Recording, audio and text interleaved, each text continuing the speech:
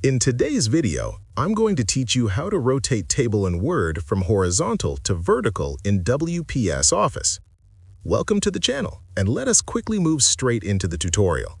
In this video, you will learn a simple and practical method that allows you to change the orientation of a table when direct rotation is not available.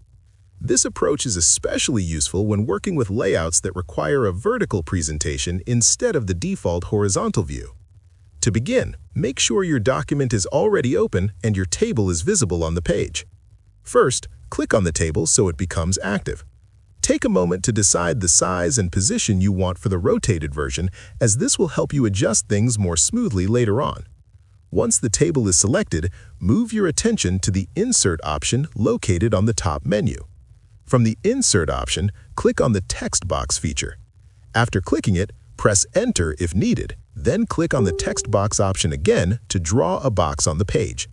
Create the text box by dragging your cursor, forming a shape that can comfortably contain your table.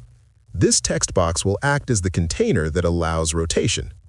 Next, insert the table inside the text box. You can do this by dragging and dropping the table directly inside the box. Once the table is placed inside, adjust the size of the text box by dragging its edges until everything fits neatly. Proper sizing helps avoid distorted text and keeps the table readable. After adjusting the size, you can now rotate the text box. Click on the rotation handle and rotate it to the direction you want. By rotating the text box, the table inside it also rotates, allowing you to switch from horizontal to vertical or from vertical to horizontal with ease. This method gives you flexibility when designing documents that require a different layout style. Take a moment to fine-tune the position and alignment so the table blends naturally with the rest of your document. Small adjustments can make a big difference in maintaining a clean and professional look.